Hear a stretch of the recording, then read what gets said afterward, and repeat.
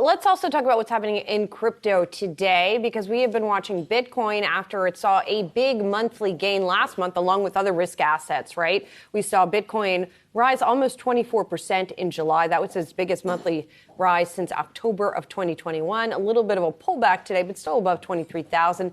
David Hollerith, we haven't caught up with him a little while about what's going on in price-wise with Bitcoin. So what's the latest chatter here around what's going to happen now, David? Well, I think if we're going off of what a lot of traders were saying to me last week, it's that, cryptocurrencies are very much still a macro-driven asset, a macro-driven risk-on asset. So, likely what we're going to see is these movements are for cryptocurrencies, Bitcoin in particular, are going to hinge on sort of the data-driven narrative that Powell has sort of explained the Federal Reserve will use for gauging what to do about monetary policy going forward. So from that scenario, what it looks to be two major events for cryptocurrencies more broadly would be something like the consumer index price release, and then the jobs report, sort of two sides of how the Fed will be thinking about inflation.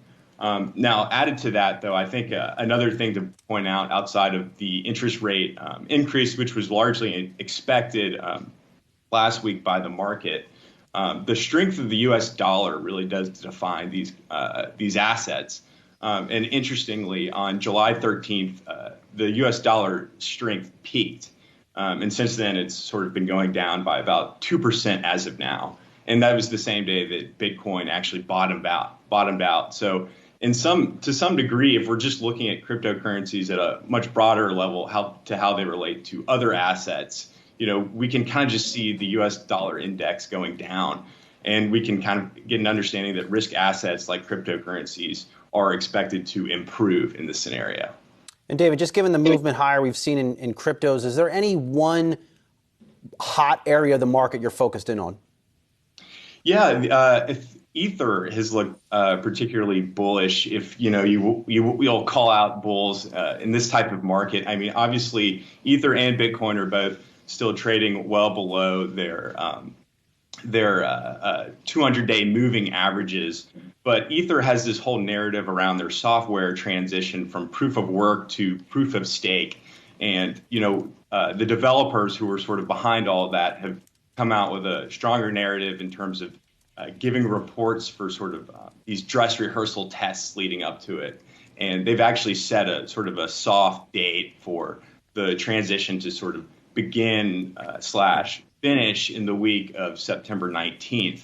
So obviously crypto investors love a narrative of something actually happening in the industry that could signify, more improvement in terms of innovation.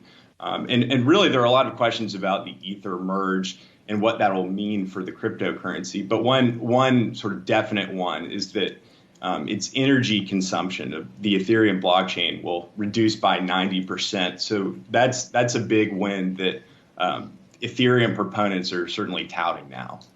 David Hollerith with his pulse on all things crypto. Thanks so much.